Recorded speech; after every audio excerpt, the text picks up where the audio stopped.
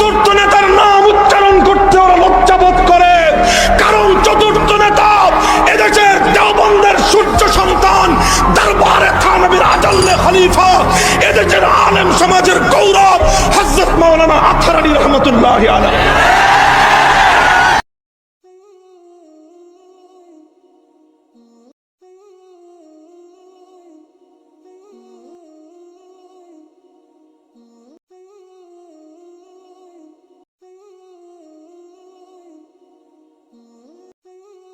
জাতীয় মসজিদের খতিব হিসাবে এমন একজন আলেম আসা উচিত যিনি বাচ্চার ইতিহাসের সবচেয়ে শ্রেষ্ঠতম খতিব হযরত মাওলানা ওবায়দুল হক সাহেব রাহিমাহুল্লাহর ভূমিকা অবতীর্ণ হতে পারবেন।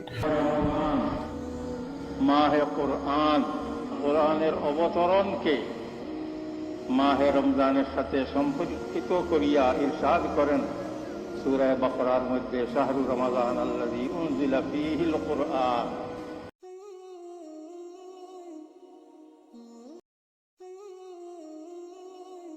माह जून का था, सख्त गर्मी पड़ रही थी, मदीना के खजूरे पक रहे थे। उसी वक्त आकाए नामदार जनाब रसूल अकरम सल्लल्लाहु अलैहि वसल्लम ने ग़ज़वा तबूक में जाने का हुक्म दिया। बस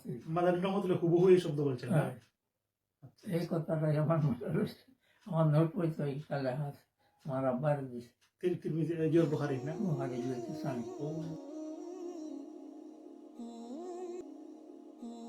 أعوذ بالله من الشيطان الرجيم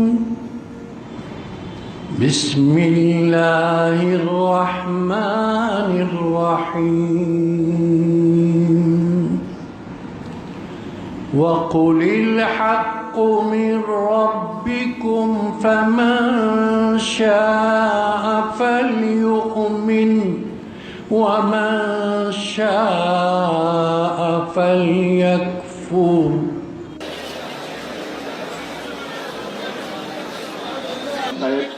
আমাদের মাননীয় প্রধানমন্ত্রী উনিও শোকাবহ হয়ে ওনার বিশেষ সহকারী জনাব মশিউর রহমান হুমায়ুন সাহেবকে উনি বিশেষ প্রতিনিধি হিসাবে এই জানাজায় অংশগ্রহণ করার জন্য উনি পাঠাচ্ছেন।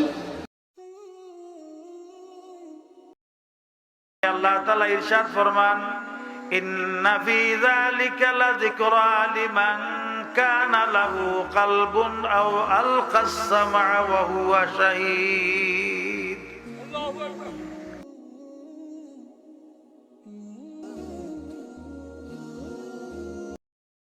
ربنا ظلمنا أنفسنا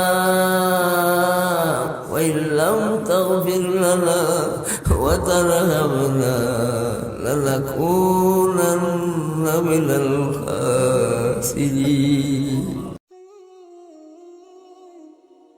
ওলামায়ে কেরামের মতে বাংলা উচ্চারণে কোরআন কারীম ছাপানো, কোরআনে কারীম বিক্রি করা এবং বাংলা উচ্চারণে কোরআনে কারীম পাঠ করা এগুলো নিষিদ্ধ, এগুলো অনুমোদিত নয়।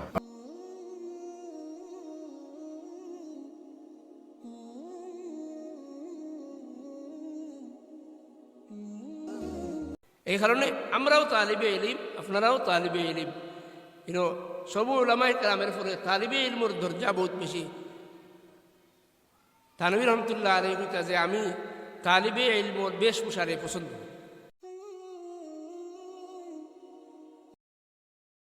ইসলামী হুকুমত শরীয়তের দৃষ্টিতে কোনো লক্ষ্য হয় না। ইসলামী হুকুমত হচ্ছে একটি উপলক্ষ্য। শরীয়তের মূল লক্ষ্য হচ্ছে ইসলামের উমুরগুলা, এগুলো হলো মূল। যেমন ইসলামের মূল উমুর হচ্ছে নামাজ, যাকাত, হজ, আমর বিল মারুফ, নাহি আনিল মুনকার, জিহাদ, এইগুলো সামষ্টিক বিষয়। এইগুলোকে প্রতিষ্ঠিত রাখার জন্য ইসলামী হুকুমতের প্রয়োজন আছে। সেই প্রয়োজনে আমরা ইসলামী হুকুমত প্রতিষ্ঠা করি।